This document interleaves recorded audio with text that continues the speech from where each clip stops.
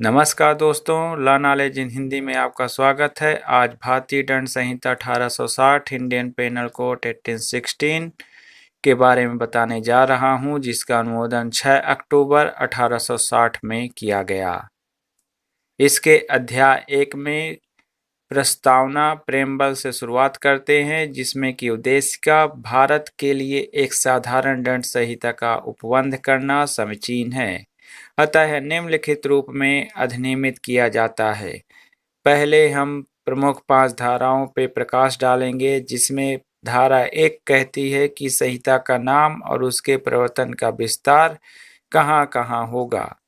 तो मैं यह बताना चाहूँगा कि यह अधिनियम भारतीय दंड संहिता कहलाएगा और इसका विस्तार संपूर्ण भारत में 370 धारा हटने के बाद जम्मू कश्मीर में भी लागू होगा।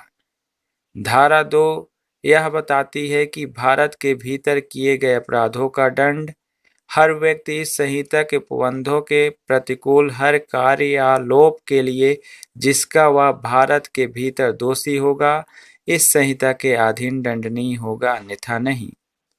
धारा 3 बताती है कि भारत से परे किए गए किंतु उसके भीतर विधि के अनुसार विचरणीय अपराधों का दंड भारत से परे किए गए अपराध के लिए जो व्यक्ति किसी भारतीय विधि के अनुसार विचरण का पात्र हो, भारत से परे किए गए किसी कार्य के लिए उससे इस संहिता के उपबंधों के अनुसार ऐसा बढ़ता जाएगा मानो वह कार्य भारत के भीतर किया गया हो।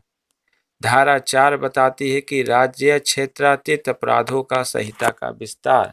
इस संहिता के उपबंध भारत के बाहर और परे किसी स्थान में भारत के किसी नागरिक द्वारा और दूसरा भारत में रजिस्ट्रीकृत किसी पोर्ट या विमान पर चाहे वह कहीं भी हो किसी व्यक्ति द्वारा किए गए किसी अपराध को भी लागू है। स्पष्टीकरण के तौर पर इस धारा में अपराध शब्द के अंतर्गत भारत से बाहर किया गया ऐसा कार्य जो कि यदि भारत में किया जाता हो इस संहिता के अधीन दंडनीय होगा।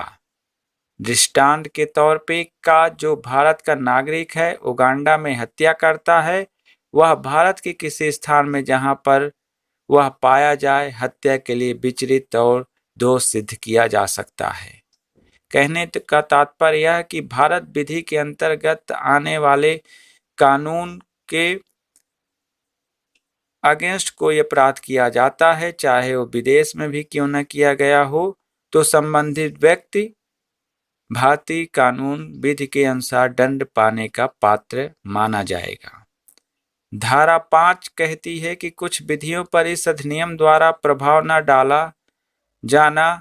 इस अधिनियम में भी कोई बात भारत सरकार की सेवा के ऑफिसरों, सैनिकों, नौसैनिकों या वायु सैनिकों द्वारा विद्रोह और अभिजयत्न को दंडित करने वाले किसी अधिनियम के उपबंधों या किसी विशेष या स्थानीय विधि के उपबंधों पर प्रकाश नहीं डालेगी।